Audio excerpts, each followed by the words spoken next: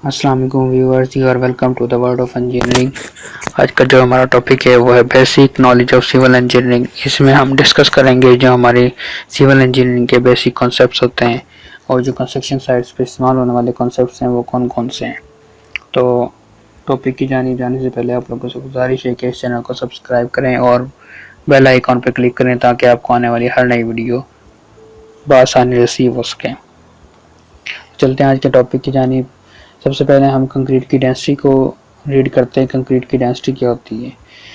ये basically concrete की measurement होती है, कंक्रीट की सॉलिडिटी की मेजरमेंट होती है। सॉलिडिटी से मतलब यकजहती उसका कॉम्बिनेशंस, तो उसकी स्ट्रेंथ।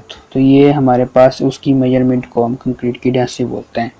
तो कंक्रीट की डेंसिटी में हमारे पास कंक्रीट में इस्तेमाल होने वाले जो इंग्रेडिएंट्स हैं वो सीमेंट है, सैंड है और एग्रीगेट्स है। अगर हम इसे टेक्निकल पॉइंट ऑफ व्यू से डील करें तो हमारे पास कंक्रीट के इंग्रेडिएंट कोर्स एग्रीगेट्स और फाइन एग्रीगेट्स होते हैं।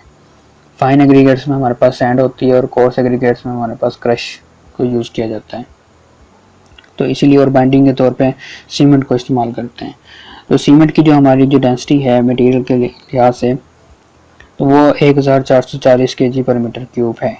इसी तरह कंक्रीट की जो डेंसिटी है, कंक्रीट हमारे फिर फर्दर दो टाइप्स की होती है, पीसीसी और RCC. PCC plain cement concrete और RCC reinforced cement concrete.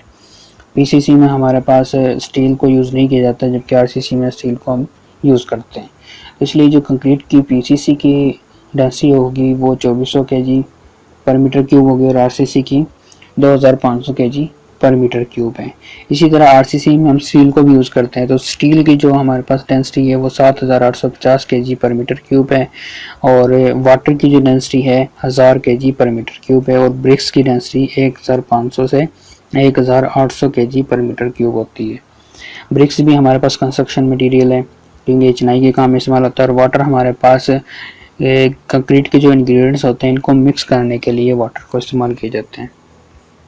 Next है हमारे पास concrete grade. Concrete grade construction sites पर काम करने वाले के लिए बहुत इंपॉर्टेंट है और ये वैसे भी कंस्ट्रक्शन साइट्स पे बहुत इंपॉर्टेंस रखता है क्योंकि यहाँ पर हमारे पास काम करते वक्त रेशोज नहीं बताई जाती बल्कि ग्रेड बताए जाते हैं कि इस ग्रेड में आपने इस ग्रेड की कंक्रीट को इस हिस्से में डालना है। तो इस कंक्रीट ग्रेड से हमारे पास कंक्रीट की रेशो भी पहले से सिलेक्टेड होती है और उसकी स्ट्रेंथ भी सिलेक्टेड होती है। अगर हम रीड करें तो M5 ग्रेड, इससे मुराद ये है कि M5 ग्रेड की जो स्ट्रेंथ होगी वो 5 मेगापास्कल होगी। इसी तरह M10 को अगर रीड करें तो इसकी जो स्ट्रेंथ है वो 10 मेगापास्कल होगी और PSI में देखें तो 1450 PSI होगी। ये सिलेक्टेड होती है। इसी तरह इन स्ट्रेंथ को अचीव करने के लिए जो रेशो होगी कंक्रीट की वो भी सिलेक्टेड होती है। M5 को रीड करें तो उसकी रेशो है 1:5:10 यानी कि 1 सीमेंट और 5 सैंड और 10 एग्रीगेट्स। तो इसकी रेशो सिलेक्ट की जाती है। जब काम किया जाता है तो कहा जाता है कि M5 ग्रेड की आपने कंक्रीट को इस जगह पर पोर करना है, यही जगह पर डालना है। तो उसकी रेशो जो है 1:5:10 होगी और उसकी स्ट्रेंथ जो है 5 मेगापास्कल होगी। इसी तरह M7.5 की जो रेशो है वो 148 है और स्ट्रेंथ जो है 7.5 मेगापास्कल है। M10 की जो रेशो है वो 136 है और स्ट्रेंथ जो है 10 मेगापास्कल है। M15 जो है वो 124 है और 15 मेगापास्कल है।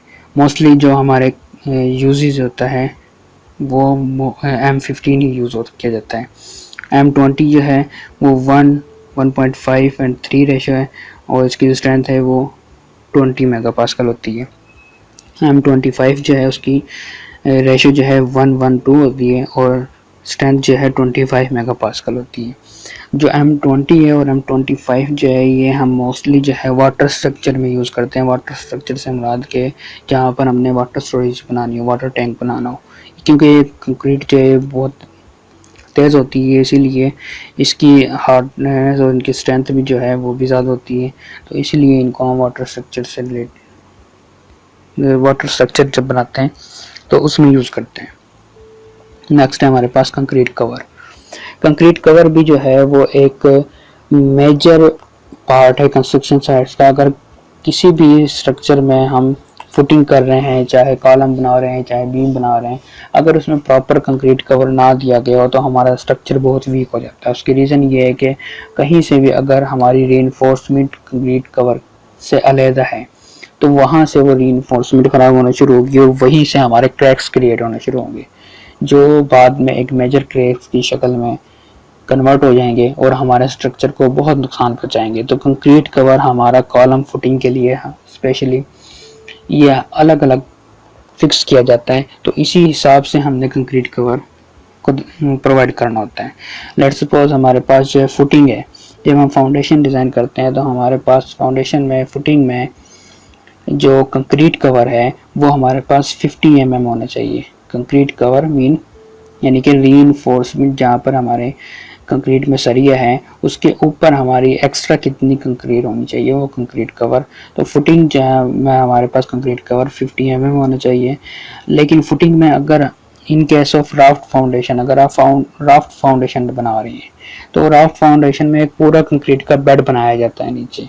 तो बेड जब कंक्रीट का बेड बनाते हैं उसमें हम जो उस बेड की टॉप साइड होती है वहाँ पर 50 mm की ही कंक्रीट कवर प्रोवाइड करेंगे, लेकिन जो उसकी बॉटम साइड और उसकी जो साइड्स हैं वहाँ पर हम कंक्रीट कवर 75 mm प्रोवाइड करेंगे।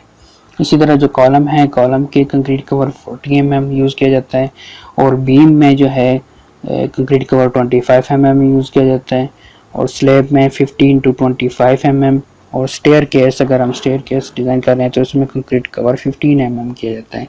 ये डिज़ाइन करते वक्त सारी चीज़ें मद्देनज़र रखी जाती हैं और उनके मुताबिक ही एक क्वांटिटी निकाली जाती है, क्वांटिटी को डील किया जाता है। सेकंड तरफ अगर आप देखें तो इधर जो है वेट ऑफ स्टील है। वेट ऑफ स्टील से मुराद ये है कि हम जो रीइंफोर्समेंट यूज़ कर रहे हैं उसका डायमीटर कितना है और डायमीटर के लिहाज से उसका वेट कितना है, क्योंकि अगर हमारे पास डिज़ाइन करते हुए डायमीटर को हमने इंक्रीज़ करना है तो उसी तरह उसका वेट भी इंक्रीज़ होगा। अगर हमारा वेट स्ट्रक्चर में ज़्यादा हो जाए, ओवरलोडेड हो जाए, तो हमारा स्ट्रक्चर तब भी नुकसानदा है। अगर हमारे पास रीइंफोर्समेंट कम डिज़ाइन हो जाए हमारा स्ट्रक्चर उस वक्त सूरत में भी फेलियर की तरफ जाएगा। तो इसीलिए रीइंफोर्समेंट डिज़ाइन करना बहुत ही इंपॉर्टेंट चीज़ होती है। इसमें डायमीटर भी मद्देनज़र रखना होता है और वेट भी, दोनों चीज़ों को बराबर लेकर चलना होता है।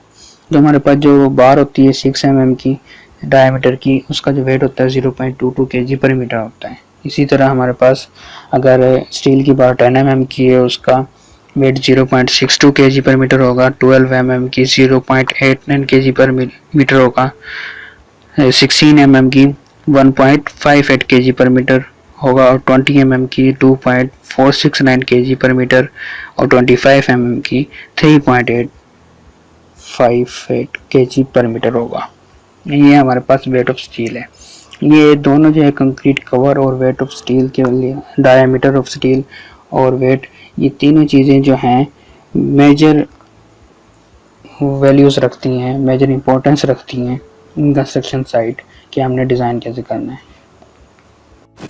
तो नाज़रीन, आज के टॉपिक अगर आपको अच्छा लगा हो तो इस चैनल को सब्सक्राइब करें और बेल आइकन पर क्लिक करें और इस चैनल को भी प्रमोट करने के लिए इसको शेयर करें ताकि आपको आने वाली हर नई वीडियो रिसीव हो सके।